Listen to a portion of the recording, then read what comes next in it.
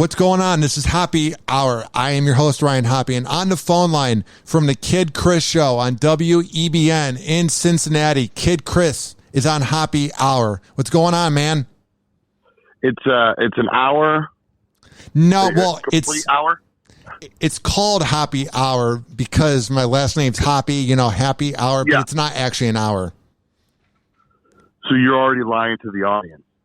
Yeah, I think I've had this discussion with other people. So I do a talk segment where I talk about the news and play celebrity news and rip into it, and that's an hour. But when I'm doing interviews, it's usually between 20 to 30 minutes with radio people or comedians. Oh, I see. Yeah. Who's your favorite comedian that you had on? Like, who have you had on that you were, like, shocked that they were super cool? I know you had him on your Best of podcast 2 days ago. I would say my favorite was probably Jim Norton, like 5 years ago. I had him on. Yeah. Okay. What's weird is I've probably interviewed like 40 comics. I used to like just interview all the comics that came to Side Splitters in Tampa. And what's weird is the ones that are really known, like Jim Florentine, Jim Norton, are so down to earth. And I don't know if you've noticed this because I know you interview comedians that come to town. But the ones that aren't famous are usually the bigger douchebags. I don't know why. Yeah. Well, I don't like the comics that, it's not that they're doing anything bad, but the ones that will come in with their notebooks or whatever, and they want you to they want to be set up to go into their bits. I hate that. The ones that are cool that just kind of hang and chill and want to, just talk about stuff or whatever. They're the best ones. What about Bert? I know Bert's big down there. I had Bert on 4 years ago. So I went on the Mike Calta cruise and I got to hang out with him for a week on a cruise with him. And it was literally the last year that Ralphie May was alive. So it was a crazy cruise. And then he was at the Tampa Improv, I think December 2016. And I interviewed him in the back room. It was really cool. Yeah. Super cool, dude. Well, that's good. What about Ralphie's been on, right? God bless Ralphie's heart. So the funniest thing on Keltis cruise, I said, would you want to come on my podcast? And we're at dinner. And this was me. I was probably 23 trying to act cool. I was at dinner with Keltis show and Ralphie and Bert Kreischer all at the same table. And he goes, fuck no. He goes, what do I get from it? He goes, I'll buy you as much beer as you want on this cruise, but I'm not going on your fucking podcast. And to me, that was the most genuine thing I've ever had anyone said to me. And I was kind of hurt at first, but then I thought about it. And I was like, that was like very real because he bought me beers. We hung out, but I loved his honesty. No, I'm not going on your podcast. So you're telling me I could have just bought you beer? Yeah. So he bought me beer. And then the other thing too was I was at the dinner table and Bert Kreischer was talking about radio and he was talking to me and he was like, so where did you begin in radio? I was like, well, I began in Chicago. I was doing overnight. Then I worked for Rover in Cleveland. And then I started like talking bad about Rover because we didn't end on good terms. And then Ralphie was like, are you serious? Me and Rover, we're so close and tight. And I think that was the other thing was he didn't like that I don't get along with Rover. So. What now? How about Mike? Has Mike been on your show? Yeah, Mike's been on my show. Mike's one of the best, man. Like I'm very fortunate to be around Mike Calta whenever they need help. So I'm like the backup to the backup. So I produce all the weekend shows at the Bone, and then like if they need somebody to board up the show, I'm their go-to. And I know Mike has said good things about you on air when Rob used to be on the show. So. Yeah, well, that's cool that he's nice to you and stuff. That's good. Did you have mentors? Or that you're afraid to trash him because he'll beat your ass, right? Oh, yeah, dude. Mike Calta is very intimidating, like in a very kind-hearted way. He's one of those guys where he's very generous, but like if he's mad at you, you are very well aware that he's mad at you. He's not passive-aggressive about it. Yeah. Now, what were you going to ask? I was going to ask you, did you have mentors? Because I know there was a guy, I think, in Syracuse who you worked with in the 90s, correct? Yeah, oh yeah. Yep. His name was Bill Keeler. He's still up there. He was on, in the beginning, when I would just listen to him, he was on Top 40. Then he went to a rock station after get this, he was fired for saying the word condom on the radio. Condom? Yeah. And then he went across the street to a small rock station, and he went from Tom Ford to All Talk, and that's when I got the Dome and stuff, and then I ended up working on that show. But yeah, that and that was back when there was like you weren't allowed to like company owners. You could only have one AM and one FM. That's all you were allowed. So there was like every city had a bunch of different owners and stuff. So the competition was really, really hardcore. Where now, if you get, fired or let go from a radio company, there's only like one other place you could go, in that city, or else you're just screwed. Well, that's what happened to me when I got let go by Rover 6 years ago. There was no other jobs in Cleveland. So I was like, that's why I moved to Tampa. And I think if it was the 90s, like when you first began, it would have been easier for me to just get another job, because it just seems like every market, Chris, there's just 3 companies, if that. Yeah. But, back then too, when you got in trouble or got fired or whatever, remember, this is just the beginning. You went to another, you went right to the other radio station because, the competition wanted you, and all that stuff. Where now, if you were to get fired from, a company, the other stations won't pick you up because they're like, oh, why spend the money to bring him over here? He's already gone. That makes sense. Do you think about that? If you would have began in radio around my age, does it make you like nervous thinking about what if I was a millennial? Do you ever think about that? No, and I don't get nervous about it because there's no way it could happen. True. That makes sense. I'm crazy, Chris. I overthink things. So I'll like compare myself to like the people I listen to. So it'd be like you, Kelta, Howard, and I go like, man, it'd be so cool if I began when they were like, if I could have began when you guys were beginning at my age, so like in the 90s or 80s. So that might just be me overthinking things, but I often think about that. I'm like, man, could I just have been born in 1970 so I could have began in 1995? No, I mean, but also like when I got started, I'm sure these guys will tell you the same thing. All the cats that were doing it then were saying, man, it was so much better back, when I started. So, I mean, everything's always evolving. I would still, if I was your age, you'd love it. I'd still love it. So I would try to find a way to get in, it'd be much harder, I would imagine. Cause like now, I don't know about you guys, but we're not allowed to have interns. So that's how I got in. I guess I would have to go to school for it. We have promotions, and that's how I kind of broke in. Was I got a promotions job, and then they this was 6 years ago, so this is like 2015, and they would let me like do phones on a weekend, and then I made a name for myself doing events for Kelton and that. But now with COVID, I felt bad. There's this kid that works in promotions here in Tampa, and he messaged me, and he was like saying like, can you like help me like figure out what I'm doing and that? Cause he's working in promotions, but because there's no gigs, there's nothing going on, but they're only allowing essential workers to work in like any of the rooms. So like, if I was in his position now that I was in 6 years ago, I would have no shot. So I felt bad saying to him like, yeah, once COVID ends, I can train you how to board op. Things are weird now, man. Yeah, it's a pain. But I guess like what you're saying, the way that you got in probably would have been the way that I would have got in. I would have done anything to get into the studio and to get on the air and do all that stuff. So I would have found a way to do it. But back then it was about being an intern and all that. So I guess promotions would be the new way to do it. Promotions is pretty much the intern, especially like when you're working at Hot Talk Radio, like 102.5 The Bone, where they're very much about talking about the office and rumors and gossip, where back when I first began, I was kind of a wild card and just very wild. And I was just 21 years old and young. So I was always kind of like the whipping boy, but I never gave up. And that's what helped lead me to where I am. Is a lot of other people quit the job because they didn't want to put in the hours. Because I worked 12 hours on the weekend, but I've been so okay with crap talking my way that's what's led to me being where I'm at now, is that I just didn't give up. Right. And I think that's what happens is with the like promotions and stuff, the hours and all that, it'll weed out the people who really don't have their heart into it.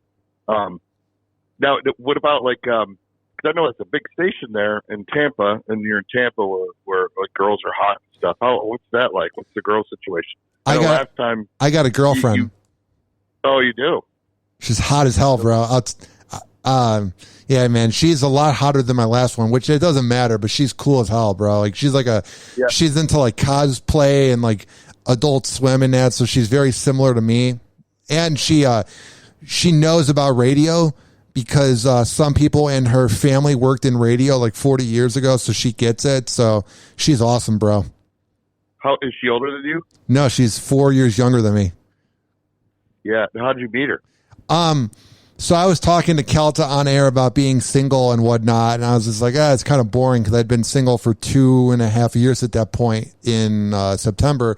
So then she just added me on social media. I got like maybe 80 people that added me after I plugged myself, and most of it was just dudes, you know, like I feel like our audience of The Bone is probably very similar to yours, and it was just all the dudes that are just like talking crap behind a private account. And there was like maybe 4 actually pretty girls that added me on social media, and like 2 of them I talked to for a little bit and they were boring, but then I talked to, which is now my girlfriend, and she was very quirky and kind of abrupt, and I kind of liked it because all the other ones were just kind of like the same, like, you know, basic. So we went on a few dates, and then after like 3 weeks I said, would you want to be boyfriend girlfriend? Because I was like, dude, she's hot. I was like, this girl's a little out of my league. I was like, I gotta lock this down. You asked her if you could be boyfriend and girlfriend? Yeah, dude, literally. We were just laying on the couch, and I was really nervous about it too. Bro, she's hot, man. Everybody at The Bone, like the losers in the audience that are like haters will be like, oh, she's with you because you're a celebrity. Like 2 things. First of all, I look at my bank account and I realize I'm not a celebrity. And number 2, unless you listen to The Bone, you have no idea who I am. No one's going, oh my God, I saw Ryan Hoppe at Publix. I need to take a selfie with him. So I love when the radio listeners think that we're like some celebrity. I'm like, bro, I'm just me. Did you, like how many dates you take before you closed the deal? She took longer, man. Like it was like probably a month. It was like, she was like, I had to like get to know her, which is cool because my last girlfriend, we banged on the first date, and she's like, will you be my boy? Will you date me, please? And I was like, okay. And then we had sex. So I was kind of like trapped. How long did you date her though for? 16 months. Oh, wow. Okay. That's a long time. And then she dumped me in the middle of Target on Dale Mabry in Tampa and told me I'm a loser and I'll never make it in radio. And then a year later, she got pregnant with a kid and now is married. So I'm like, oh, boy. Oh, what if you sure it's not yours? It's of a different ethnicity, so I'm completely sure. Oh.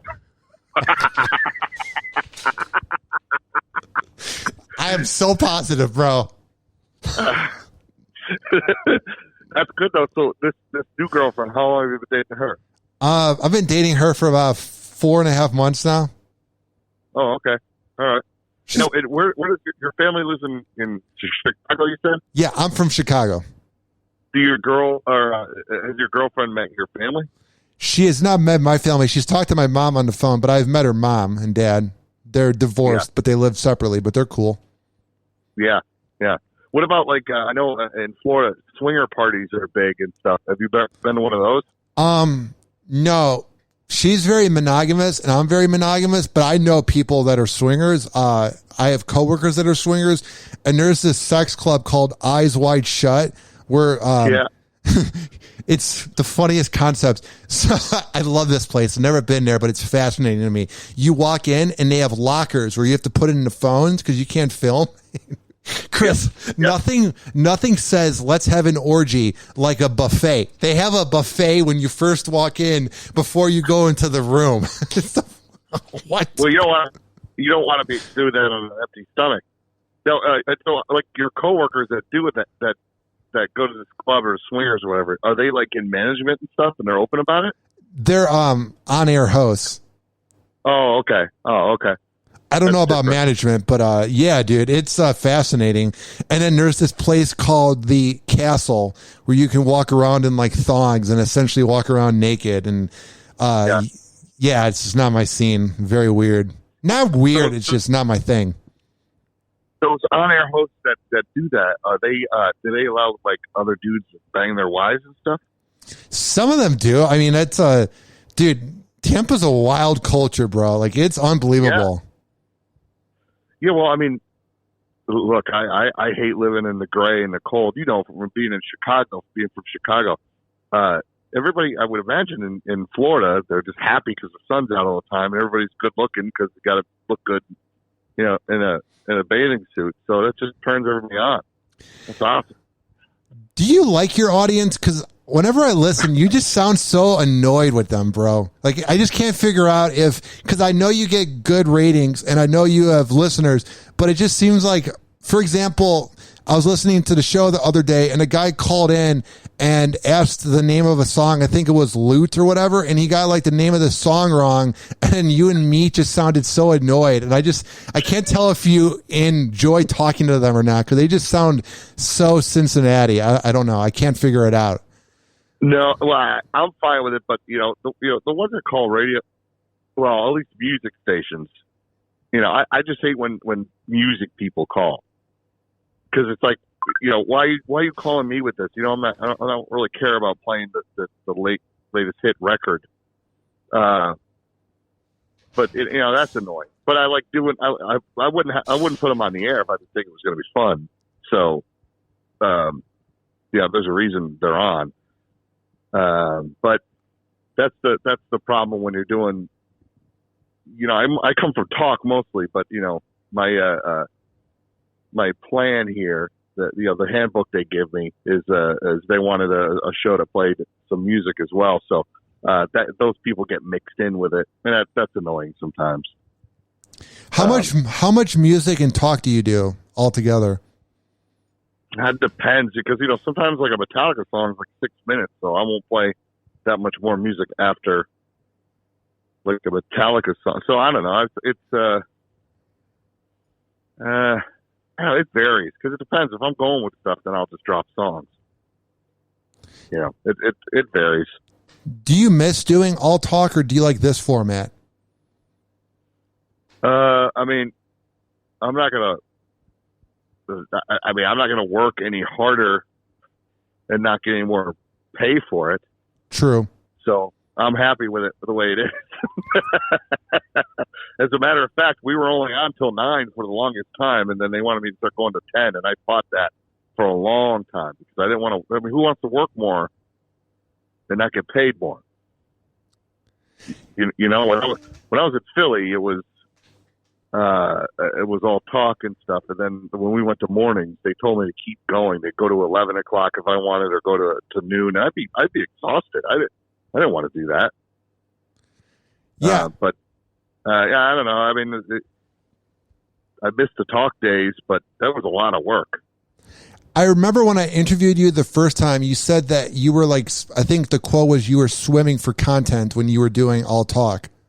Yeah, it was hard. It was really hard. And then, and now with everybody, they cut staff and stuff. It's like, well, I'd be in there by myself pretty much. I mean, it sounds empty when it's just a few people in there talking, or two people in there talking. I think you have to have an ensemble.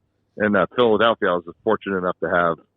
There was a lot of people on that staff. Just the morning, there was more people on my show than there are that work at the radio station now. Here, that's how times have changed. So, what's it been like since the company let go of Thomas? What's the vibe been like? Well, the vibe has just been empty anyhow, because there's nobody in the building. So,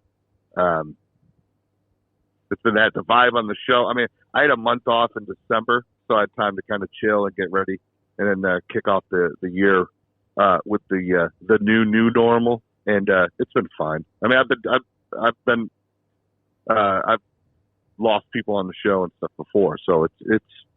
I mean, there's nothing you could do about it. So you just kind of plow forward. Have you spoken to Thomas at all? Oh yeah, of course. That's cool. That's good that you guys are friends, though, even though he got let go. Because sometimes when a person gets let go from a show, like the host just won't talk to him anymore. Well, no, I mean, I didn't. I mean, I don't talk to him obviously as much because we didn't hang out that much off the air because I would see him every day at work. So it's kind of like that. But he had the opportunity to come back and he turned it down. So that's that. I don't want you to speak for him, but why do you think he turned it down? My thoughts are easy. That he enjoys getting unemployment and his wife has a good job. Makes sense. Makes perfect sense. Yeah, and you got the I would imagine there's severance. I don't know what his contract was. So think about that: severance, unemployment, and they're going to probably extend that because of Corona. Then they get stimulus packages coming. So that's free money. Plus, doesn't he have a lot of kids too that are young? Yes, that makes sense. And it costs a ton to put them in daycare. So he'd probably end up breaking even if he came back to work. So I totally get it. Why not just be home and be what we call mamas and get money from the state and all that stuff? I couldn't do that, but some people can, and I don't blame them. Whatever. Do you always have the itch to work?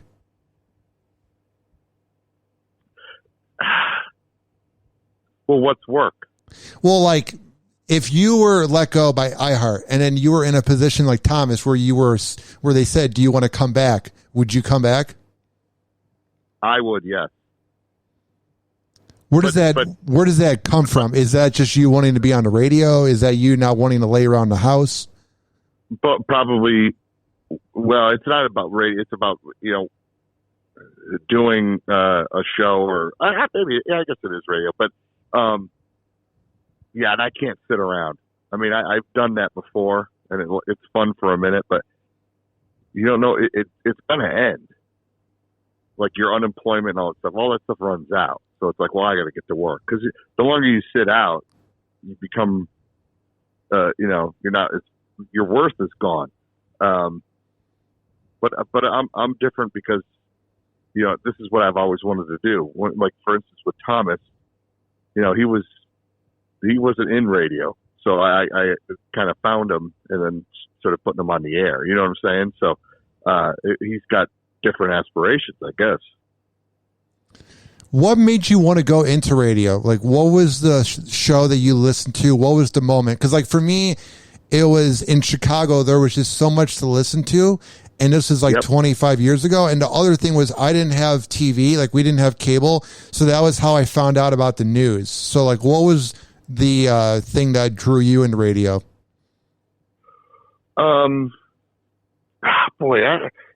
I've always enjoyed like ball breaking and stuff. And my friends and my friends from high school I'm still tight with. And it's cool because they really, all of my career, actually, most of it has been outside of town. I'm from Syracuse. So, they don't really understand what I do, but I'm the same because I'm still a ball breaker. They're still ball breakers. And I love that. And, we would make, prank phone calls, all the childish shit. And then I would hear guys doing that on the radio. Like I said, that guy Keeler used to do that every day where he was on top 40. He'd do it at 7:35 and 9:35. And I would hear the prank calls and I thought that was hilarious. And then when he went over to talk, it was a ball breaking show. And, some sports shows were kind of like that on AM and I would listen to it. And then, Letterman, I was a big fan of it. And, like that's when the boom of the real shitty talk shows started to happen and stuff. So I liked all that chaos, like Morton Downey Jr., his TV show. So I mean, things like that, the trash, and I like that kind of stuff. And I thought, man, I could do that. And that's when I became an intern on his show, and then ultimately became a part of that show, and then moved on from there. But yeah, that was it. I just heard a lot of me and all these different things. I thought I could do that. And every show that I've been a part of or whatever, I would be like, I have my own ideas for how I would do certain things. So I would just kind of develop my own show in my head while I was working for others. How did you become friends with Howard? Howard Stern? Yes. He was a big fan of mine, and I taught him how to do radio. No.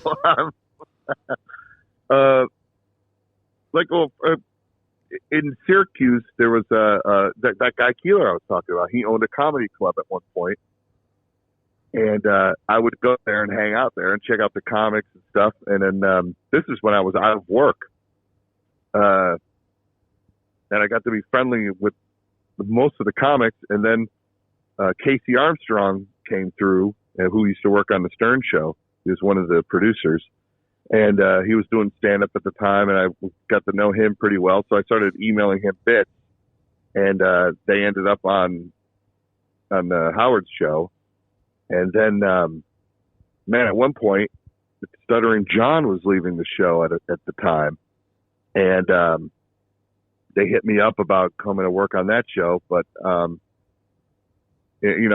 work in his spot or whatever. And I was doing my own show at the time. In San Antonio, and I kind of turned it down. I didn't want to, just walk away from my show to go do that. And I guess Howard at the time thought that was cool, that I was, still doing stuff for them and doing stuff for my own show. And then at one point, we just started emailing back and forth and talking on the phone, and that was that. And to this day, we still talk. I talked to him. When was that? He called me right before the holidays, and we had a nice long talk. Actually, it was right around when Wolfgang Van Halen's single dropped, because he had him on that day, and I was getting ready to talk to him the next day. Is it weird when you're talking to him? Because he's got so many listeners. It has to be very bizarre that you're sitting in your living room and you're just talking to the king of all media, if that makes sense.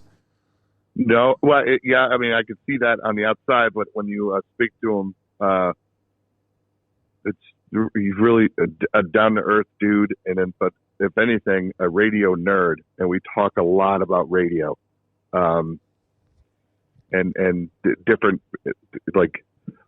owners he would work for or whatever, or different funny promotions that he had to do when he was coming up and stuff, and just he loves radio, and it's cool that he is so gigantic and in a whole different stratosphere, but he's still a radio guy. I think that's the appeal. And also, a lot of stuff that we talk about recently is more of bands or comics and stuff that are inspirations. I mean, that was some stuff we were talking about for a while, and then he ended up mentioning it on the radio. But it's we have that same psyche as far as guys and how do you get to a certain point in a bit or a song, and then him and I started exchanging different things that got that help us get inspired. It's kind of nerdy stuff, but yeah, we were going back and forth with that kind of stuff off the air, and in private conversations, and it was kind of fun to do because I like to hear what different guys do to get themselves in a zone to create, and we had a good thing going back and forth for a while about that. But that's geeky, nerdy stuff. Are you proud of what you've done in radio? Are you able to look back and appreciate it? Yeah, I actually I kind of look back and think I did a lot of stuff too fast, and I didn't take time to enjoy it, and I think I wrecked a lot of things because I was too fast doing stuff. And sometimes when I do look back, I get bummed out because of that. So, what do you think you did wrong? Because on the outside looking in, everybody would want to have the life that you've had. And I know that might not sound true, but it is. Think about all the people that go to radio trade classes and they would love to be a Kid Chris, if that makes sense. If I were to be asked, what do you think of Kid Chris? I would say he's done a very good job in radio. Well, thanks, but I think like in Philadelphia, when I went to mornings, it was probably one of the biggest mistakes I ever made, because I did it for the money instead of doing it because I thought it was a good move. So I had it made in afternoons. We could do whatever we wanted, and anybody who liked that who liked entertainment or whatever on the radio, they could all have their favorite morning shows in the morning, but then in afternoons they would all tune into us because there was nothing else on other than sports radio or music shows, and that was awesome. But then when we dove into mornings, it was a fight over. It was a fight, and there was a lot of other shows there that were established, and we were just kind of coming in and doing stuff that I didn't want to be doing, but like we were, our marching orders were kind of like to start a war, to get into fights and stuff and all that. And I think the audience was like, I don't know. And I did it for, like I said, I sold out for the money, and it wasn't as fun. And I should have said no, but whatever. You live, you learn.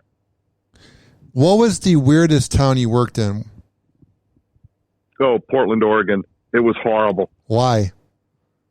Just because, I don't know. Just they work so hard to not be like everybody else. You know what I mean? It's like, I bet there's people there that are mad that they have to breathe air because other people breathe air. It's like, well, we should be able to breathe sand. They're just horrible. Not everybody, obviously, but that town, it's just the majority, the attitude, everything. The weather is horrific.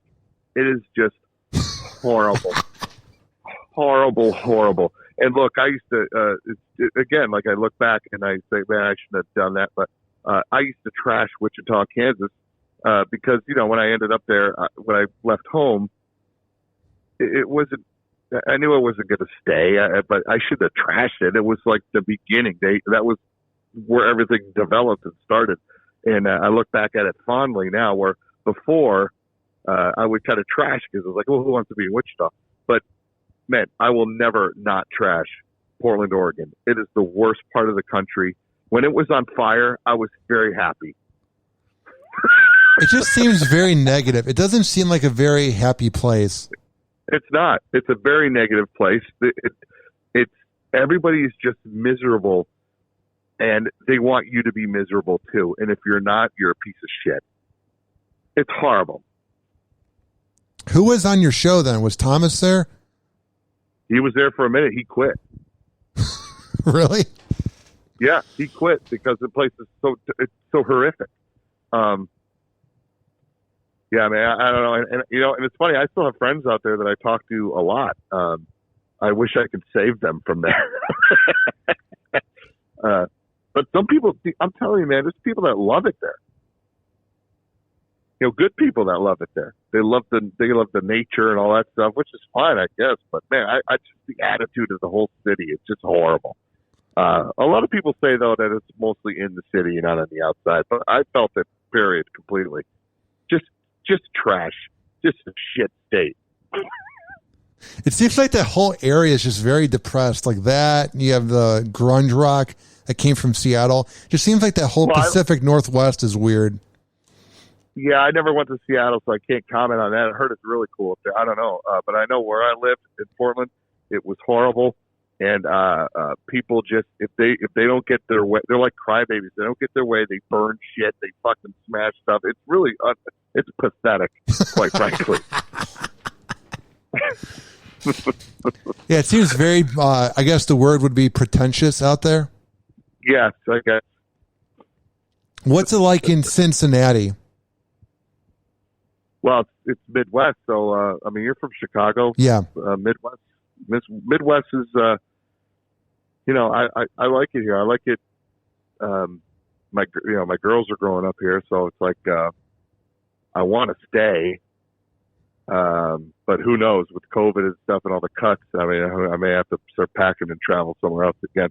Who knows? But, I like it here. If I could stay here, I will, if I'm allowed to. And then, But as far as where I ultimately want to end up, I'd probably like to be back in San Antonio just because of the weather, and my wife's family's there, and she wants to go back there.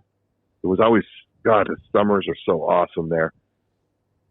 You know, even in the winter is good because it doesn't get as cold as it does in fucking Cincinnati. Cincinnati, I've never been there. I worked in Cleveland and I'm from Chicago, but I feel like all the Midwest is pretty much the same. You have your suburbs, you have your downtown area, you have your highways, you have your cold winters, nice summers. Seems like it's all the same. Yeah, it's all the same. You know, and I like where you are, I don't think I've ever been to Tampa. I've been to, we used to go to Boca every year. And my dad is up there.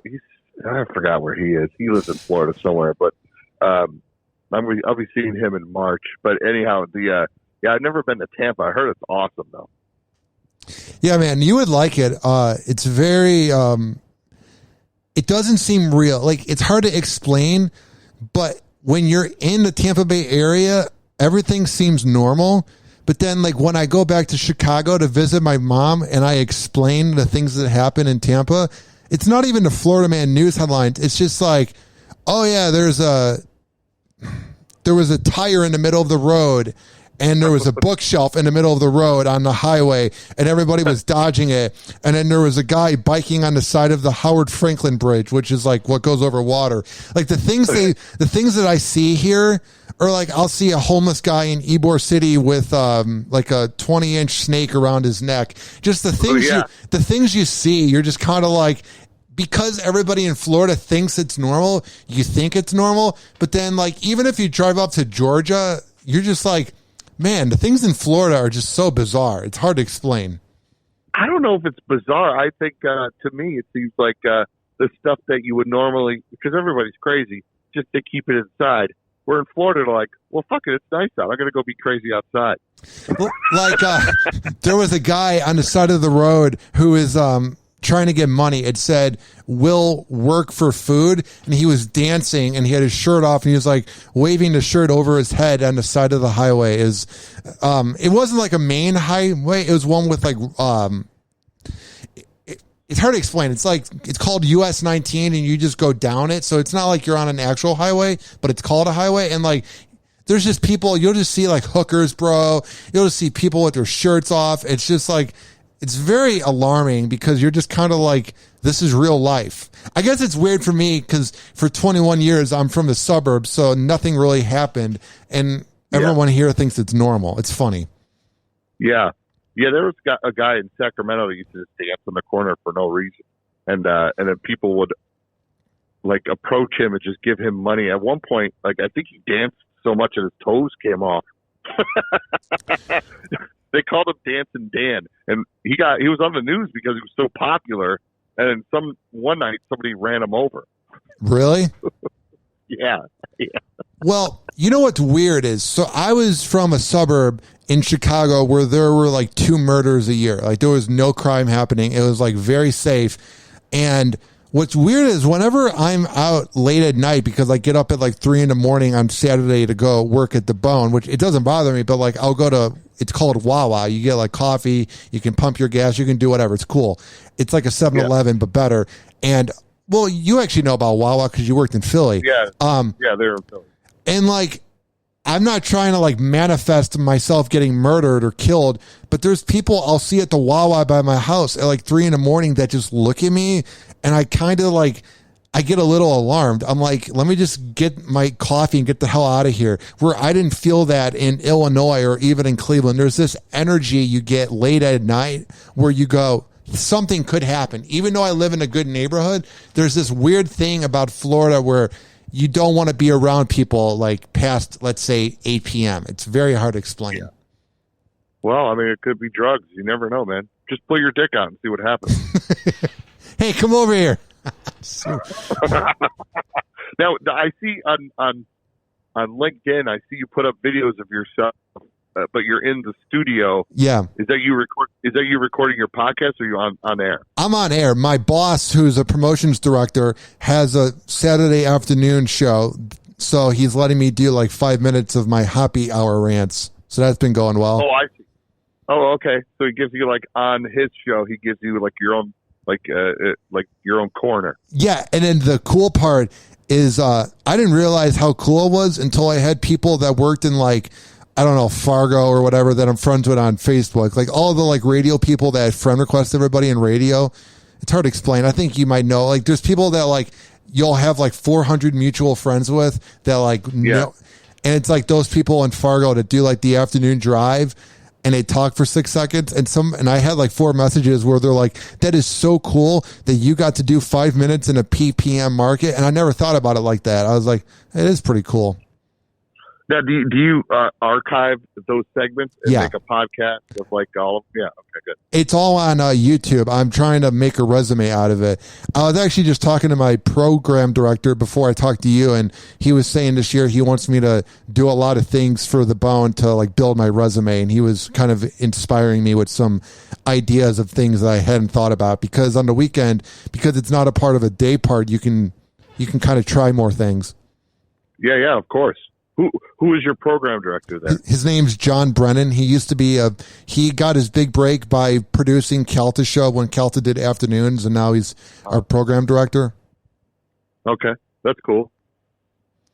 Now, before I let you go, I want to ask you, what is your advice for people that either want to go into radio or for people that want to make it even bigger in radio? Because what I've noticed you're doing is I notice you're growing your social media brand. Like I can see you post a lot more on LinkedIn and I like it. I feel like you weren't doing that as much a year ago. I feel like you see that social media is the future. And I could be wrong about that, but I just pick up this vibe, the way you organize everything, like the way you begin your podcast by talking about, you can catch me here and here. It just seems like you're very organized now. Well, I mean, like the LinkedIn I did because, well, that's more industry social media, so that's more work-related stuff. And I don't know how much this could happen down the road, but eventually I want to come off the air and then just work with talent like yourself. I would like, I mean, I don't want to use the word consultant, but there's all these consultants that are out there that are good. Some are good, some are bad, but they're all dudes that either just were programmers or had a show, but it was a show years ago and it was different back then or whatever. I don't know. But I somehow got to figure out a way where I'm the consultant that the actual talent want to talk to, because I've been through the ringer. I've been fired. I've moved everywhere. I've done all that stuff, so I can answer the questions instead of some consultant that's there now that could go, well, the quarter hour, you need to hit this, you need to hit that. I understand all that, and I can talk all that stuff, but also more of a psychology thing where I know what talent is going through on certain things when they got writer's block, they feel that they're stuck in a bubble, like they don't know, well, am I stuck here? Am I going to be doing this? Am I going to be able to grow? I know the feelings that like talent's going through, and that's kind of like what I want to do. But, a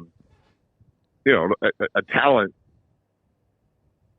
would a talent hire me? I don't know. A company would, but I would imagine that a lot of these companies are like, well, we're not going to hire me to help with the show, because then then the program director will start sweating his job. You know what I mean? When in reality, I want nothing to do with the program director job or anything like that. I just want to work with talent, I guess. That would be it. That's what I use LinkedIn for. And as far as the other stuff, social media and all that, it's like Twitter and Facebook. I enjoy doing that. Instagram. I think I like that because I know it's part of the job, but it's more where I can kind of chill. And if I'm just watching, like for instance, over the weekend, I was watching a lot of football. During the commercial breaks, I'd go online and I'll answer people back on Twitter and all that stuff, where I could just be sitting there watching TV and do that. So it's kind of like I'm still working. I don't like the feeling of, oh, it's the weekend, Kid Chris disappears, and I can't get him until Monday morning. You know what I mean? I want to keep that connection all the time. So I use the social media for that. And also, it is true, like one day I could come into work and it could go, look, we don't have the money anymore. You got to go. And then I'm gone. So I need the social media to survive after that. You know what I'm saying? That makes perfect sense. I notice that you're definitely planning ahead is the energy I pick up from what you post on social media. Yeah. Yeah. And also, like I said, I enjoy talking to talent. That's why, when you hit me up about doing your show, I like doing that. And I understand talent. So that's why I like the LinkedIn. I've been kind of cranking it up on there because I'm hoping down the road, maybe, I don't know, maybe one of the companies will hire me to go around and just keep in touch with you probably get along with your program director because he comes from the talent world where a lot of guys don't get that. A lot of shows, their program directors or even their operations managers come from sales, and they don't understand. They come from the business world where they don't understand the talent. They don't understand how we're fucking maniacs, and we're very self-destructive, very self-conscious. Just we're out of our mind. Oh yeah. So they don't know how to deal with the fact that we're just crazy. You know what I mean? Yeah, crazy, and also there's a reason. There's self-esteem issues. We have to sit in a room by ourselves and talk on a microphone, and it takes a special person to do that, and that special it's a special DNA, and I understand that. And I think some of these other guys, they know more formatics than they do the talent. So I think I would be able to work with that side more. But that's down the road once I decide to come off the radio, or they decide actually. So who knows? Where can people find your work online, and how can they listen to your show? Oh, the same as anybody. iTunes, probably the best way. Just type in Kid Chris with 2 Ds, or same thing on Instagram, Facebook, and Twitter. So that's that. I like to do. I do bonus stuff on Twitter and Instagram and all that you won't hear on the radio show. I'm just constantly doing stuff. It's fun though. It's cool. And I try to respond to everybody. I try. Well, you do a very good job of it, because I'm not a fan of when radio people are too cool for their audience. I get if you can't respond to everybody, but I do not respect the radio people that have that massive audience and they don't reply to anybody. It's like, what are you doing? Yeah, I'll reply if it's something that I'm interested in replying, and if they have a question. But if people are just stupid, I will block. I block like a motherfucker. Me too, bro. I block. I ban. I do all that shit. Someone's just like, hey, what the fuck? What do why do you play Creed this morning? It's like, dude, if you don't get it, get fucking bent. And so I'll just block them. I don't care. My block list is so long, dude. I have the longest block list ever. Yeah, I love it. I love it. People will be like, well, what? And then they'll complain to other guys in the show going, hey, man, can you tell them I'm sorry and don't unblock me? Dude. I don't care. And then have you ever had them come up to you at an event and they're like, I'm Edgelord123 on Twitter, and I think I may have said someone that offended you. Can you unblock me? No, because I live in Cincinnati. Most of the people I block are in Philly because they're bitching that I'm not in Philly anymore and all that stuff, and they're just ridiculous about shit. Like, hey, you should just quit there and come back. So come back to what? So when they're really ridiculous, I just block them, and I love it. I do. I love it because they're the biggest babies. The biggest ball breakers come from like the Philadelphia area. They think they're cool and they're tough or whatever, and then when you block them on a social media account, they turn into girls. Oh man, Philly's a weird town. I've never been there, but everybody I've ever met from there is just so aggressive. I'm like, what's wrong with you? They're aggressive until you shoot back, and then they whine. Really? 100%. That's funny. Yeah. My friend's friend, I met him, and he was acting all tough, and he was from Philly, and then he got really drunk, and then he's talking about his marriage problems. I'm like, oh, you're not so tough now, huh? Exactly. That's exactly it. Well, Chris, It's been a lot of fun having you on the show. I listen to you as often as I can because a lot of shows now are just kind of doing the same bits. If it's fake prank calls or just talking about what it was that was on TV last night. But I think you're the last of a dying breed of radio hosts that actually try to like be innovative. So keep up the good work. You know, I would love to be able to just talk about what's on TV and do the fake phone call bits or whatever. Yeah. But you know, honestly, I can't stay up to watch TV, so I can't talk about that. And then also the fake phone bits. To me, it just seems like more work to try to produce those than I actually just call somebody and fuck with them. And then you have to act. And the fact that you have to go to events and people ask, are those real? And then you have to lie to your audience face and go, yeah, it's totally real. We totally talked to Timmy who got cheated on and he had a perfect phone line at 7 a.m. Yeah. No, we try to talk about that and expose it, but it's funny how many people, especially women, they just go, I don't care. It's so funny. It's like, okay, well, whatever you're into. Look, I watch pro wrestling, so people say the same shit. Yeah, I guess you could say that. And it's kind of like The Bachelor. Like, if you like I don't like The Bachelor, but it seems like it's that same audience that just wants to believe that it's real. Yeah, my wife watches that, and I watch it for different reasons. Because she watches it because she's interested in the girls, in what they pick and all that stuff. I'm interested in more of how fucking psycho these girls are. They're crazy. How they produce it, which is just, it's basically them... like that show, they basically feed these girls alcohol. It's no different than spiking a girl's drink in public. I mean, that's really what it is. They just feed these girls alcohol and just let them fight for. It's cockfighting. It's legal cockfighting. They have them get drunk and fight each other for some dude. And then the marriage never works out. It would never work. There's that one couple that's still together. Yeah, the original. It was the original couple. That was but now, but it'll never be as good as when they did Flavor of Love or Rock of Love. Those were the good ones. But these girls, it's like a squeaky clean version of trash. It's awesome. They're all psycho, and it's so good. I love that shit.